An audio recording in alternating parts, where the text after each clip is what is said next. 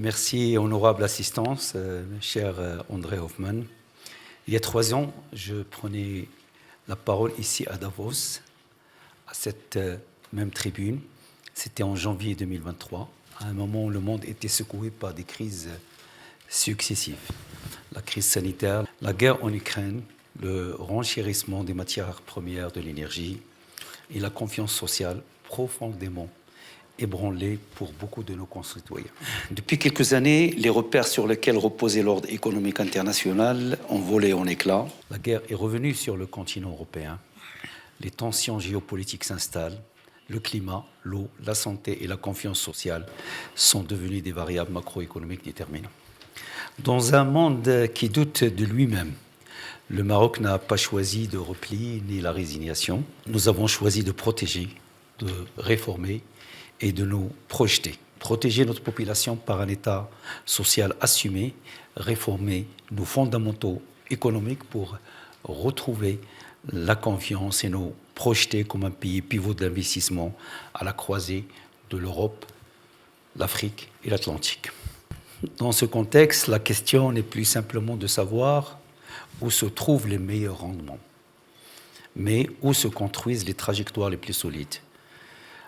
Et c'est à cette question que le Maroc, sous la conduite de Sa Majesté le roi Mohammed VI, que Dieu l'assiste, apporte sa réponse. Une réponse ambitieuse, humble et inclusive. Mesdames et messieurs, pour nous, tout commence par un principe simple. On ne bâtit pas un destin géopolitique sur une société fragilisée. Nous avons fait le choix de protéger d'abord. Face à la flambée des prix des années post-Covid, l'État a érigé un véritable bouclier autour des ménages. Plus de 13 milliards de dollars ont été mobilisés entre 2021 et 2025 pour maintenir stables les prix de biens de première nécessité. Dans le même esprit, près de 1,7 milliard de dollars ont été consacrés pour préserver la famille de toute hausse de tarifs d'électricité et d'eau.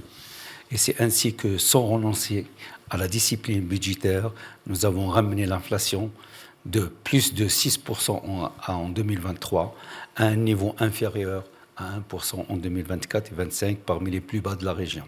Dans le même temps, le taux de croissance est en passe d'atteindre 5% à fin 2025. Le déficit passera de 7,1% en 2020 à peu près 3,5% en 2025 et l'endettement passera de 71,4% en 2022 à 67,4% en 2025. Pourquoi ces indicateurs sont-ils importants ? L'augmentation de la croissance économique, la baisse de l'inflation, la réduction du déficit, de l'endettement. Ils sont importants car ils montrent la résilience et la solidité de l'économie marocaine, et seule une économie solide et résiliente est en mesure de financer et pérenniser le premier grand chantier de ce gouvernement, le chantier royal d'État social. Sous les hautes orientations royales, et en quelques années seulement, le Maroc a généralisé l'assurance maladie obligatoire à l'échelle du pays. Plus de 32 millions de personnes, soit environ 88% de la population marocaine, bénéficient désormais d'une couverture médicale, contre 42% seulement avant le lancement de la réforme.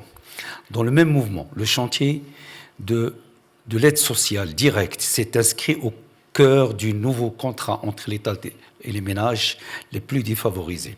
Depuis décembre 2023, près de 4 millions de familles, soit 12 millions de personnes, perçoivent chaque mois une aide financière directe de la part de l'État, et nous accordons également une place importante au renforcement de notre système de santé et à l'amélioration de la qualité du système éducatif.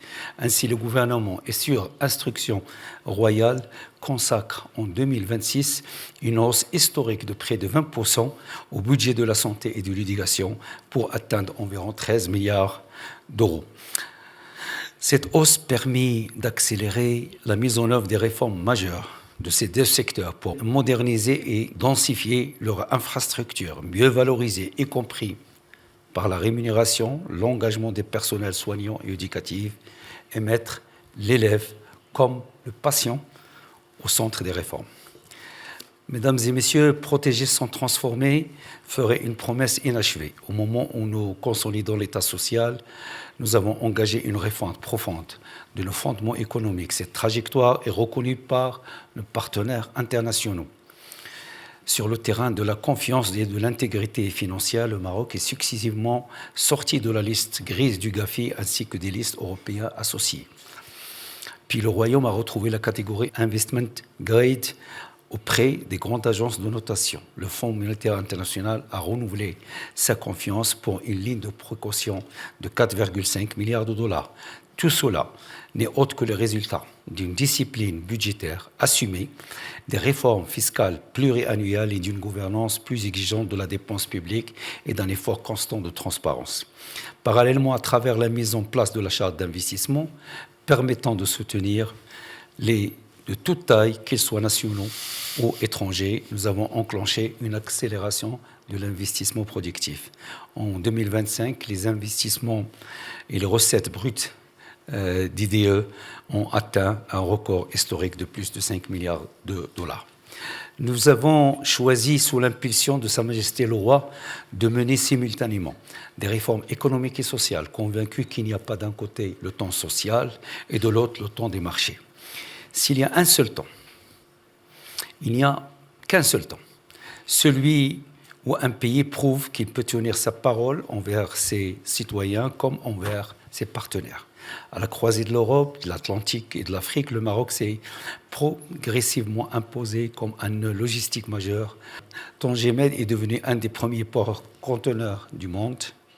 De nouveaux complexes portuaires industriels renforcent l'arc atlantique marocain et les corridors routiers, ferroviaires, numériques et demain gaziers dessinent une géographie de connectivité qui fait du Maroc une plateforme naturelle.